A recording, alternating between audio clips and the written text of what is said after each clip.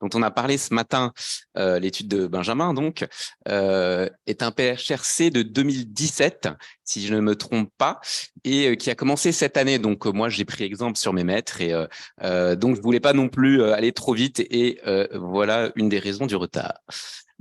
Donc, cette étude va parler va évaluer différentes stratégies de thérapeutiques de sauvetage pour les patients qui ont une GPA, une réponse thérapeutique inadéquate à un traitement de référence. Le rationnel de l'étude, c'est que le traitement par rituximab ou cyclophosphamide est certes très efficace, mais qu'il y a quelques malades qui ne répondent pas à ce traitement, donc une faible proportion de ces patients, puisque le rituximab, par exemple, est efficace dans environ 90% des vascularites associées aux ANCA.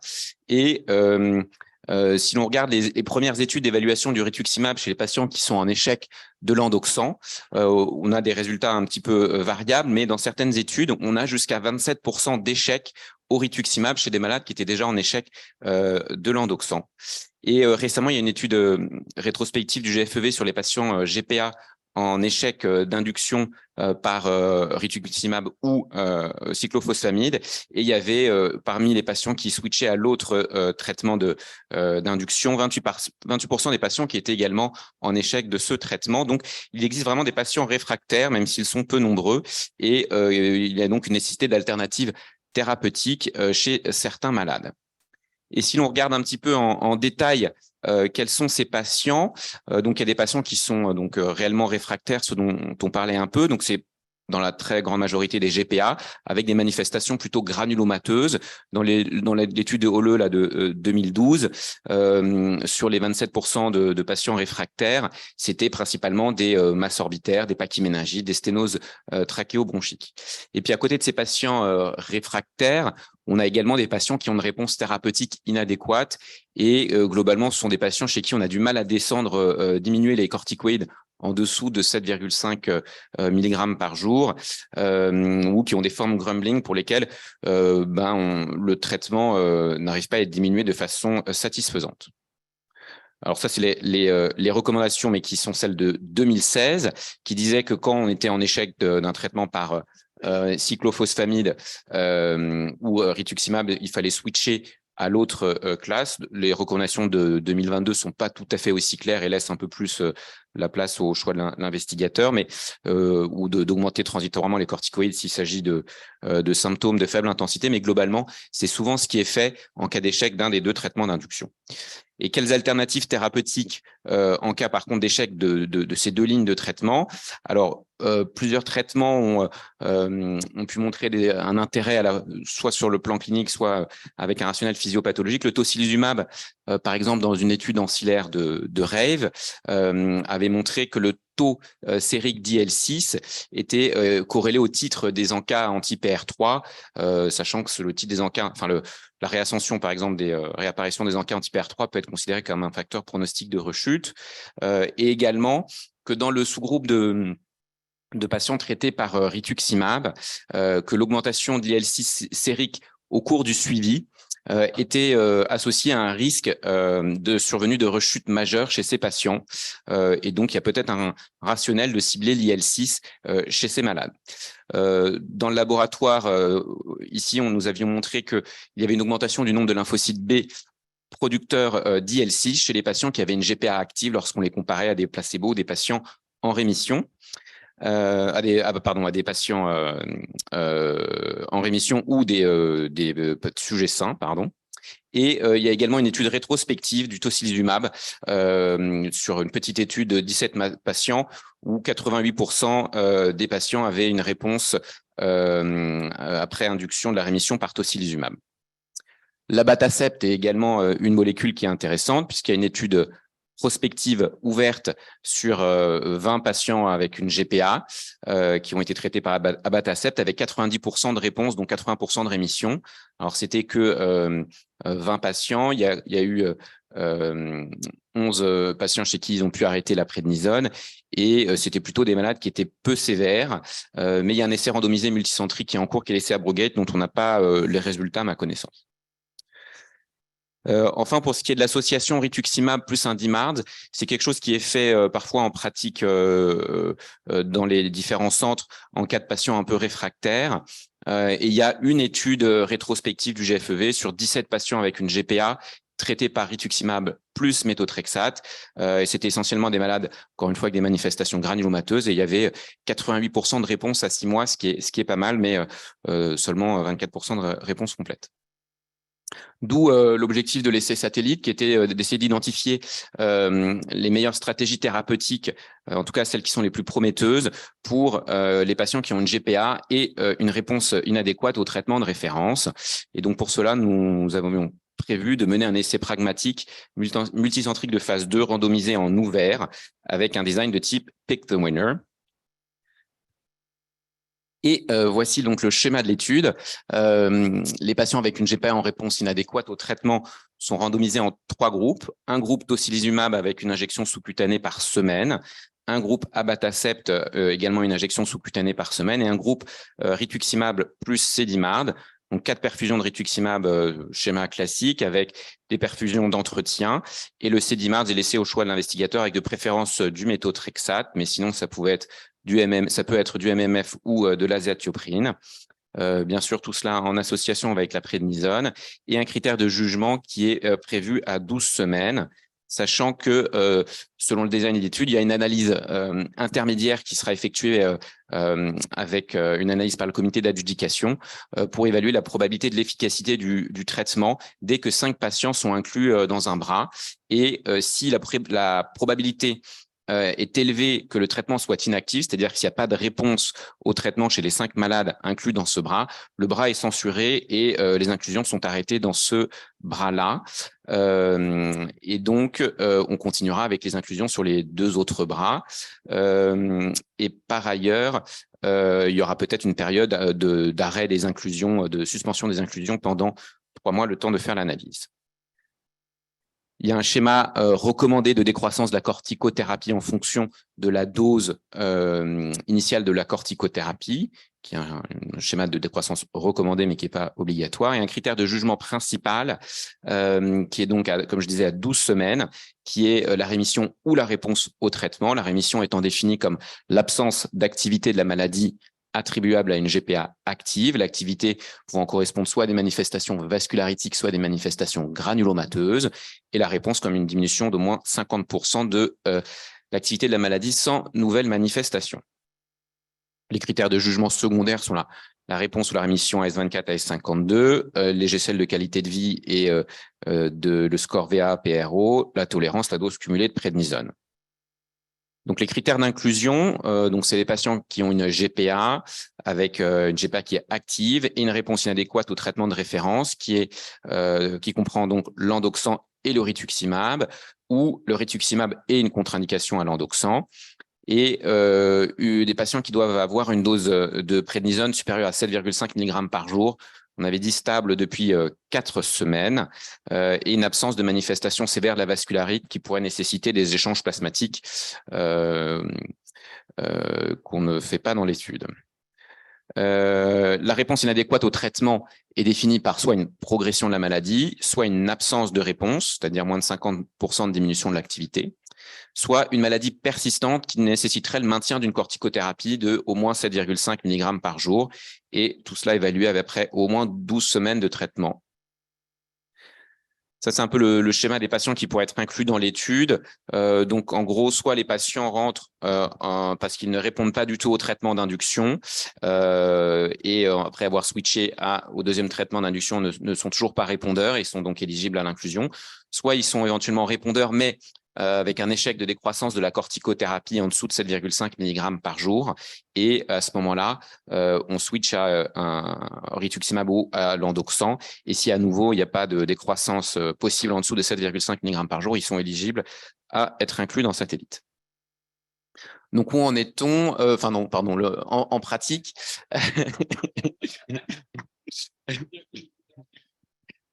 donc, on a prévu d'inclure 42 patients au maximum, puisque si un bras est censuré, ça fera peut-être moins. Chaque bras étant analysé de manière indépendante. Et donc, comme je disais, une première analyse qui se fera dès que 5 patients sont inclus dans un bras avec arrêt d'un ou plusieurs bras en cas d'absence de réponse. On considère qu'un traitement qu'un traitement est considéré comme étant inactif si la probabilité de réponse à S12 est de moins de 5%. Et un traitement actif est prometteur si la probabilité de réponse à S12 est supérieure à 40% avec un risque alpha de 5% et une puissance de 90%. La durée d'inclusion est de 3 ans. La durée de participation à l'étude pour un patient est de 1 an avec 50 centres prévus participants. Et voilà maintenant où on en est.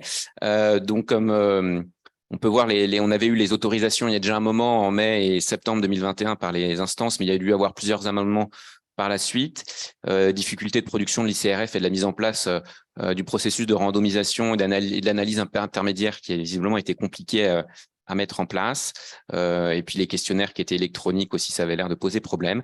Bref, les premières visites de mise en place ont déjà commencé, les toutes premières. D'autres centres, dans d'autres centres, les visites sont déjà programmées. Et on attend aussi des signatures de conventions dans certains centres avec, j'espère, des débuts d'inclusion prévus avant le début de l'été. Voilà, si vous voulez participer à l'étude, n'hésitez pas à nous envoyer un mail. Merci.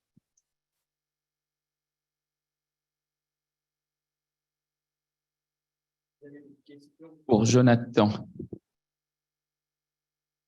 C'est bon signe, Pierre-Charles n'a pas de questions. Merci, John. C'est bien d'avoir un essai avec un design un peu différent de ce qu'on fait d'habitude. Donc, bravo de proposer ça. Comme je te l'ai dit, je pense que il y a un truc qui va pas dans le protocole, c'est la corticothérapie à dose stable imposée avant de pouvoir proposer aux patients la corticothérapie. Donc ça, je pense qu'il faut réfléchir, qu'elle soit à plus de 7,5, oui, si tu veux, c'est des malades réfractaires, mais que ça soit à dose stable, ça va t'éliminer 80% des malades qui sont des malades super rares, donc Alors, ça va être dur. En effet, on avait mis ça initialement pour la définition de patients réfractaires. Il fallait qu'ils aient une dose de prédnisone à plus de 7,5 mg et pour que et on avait dit stable sur 4 semaines. Un des éléments, c'est que on n'était parfois pas forcément dans l'urgence chez ces patients qui sont non répondeurs et pour lesquels on pouvait laisser attendre 4 semaines. Mais c'est vrai que je suis pas sûr que ce soit indispensable. Et en tout cas, si ça va être un frein à l'inclusion, c'est peut-être quelque chose qu'on peut discuter d'enlever dans un amendement, je pense. Ouais. En tout cas, pour le côté stable sur 4 semaines. Merci. Juste pour une remarque, c'est quand même très difficile dans ces situations-là de déterminer ce qui est actif, réfractaire. On va vous appeler à chaque fois, que ce soit pour l'inclusion ou pour un événement. Et la deuxième, c'est est-ce que vous avez une biobanque du coup pour regarder par exemple sur des biomarqueurs votre taux d'IL6, vos anticorps anti-rituximab pour voir si on pourra identifier les patients répondeurs à une stratégie plutôt qu'à une autre? Alors, sur la biobanque, oui, on a prévu une biobanque tout à fait, avec plasma, sérum, donc ça c'est prévu, l'ADN aussi.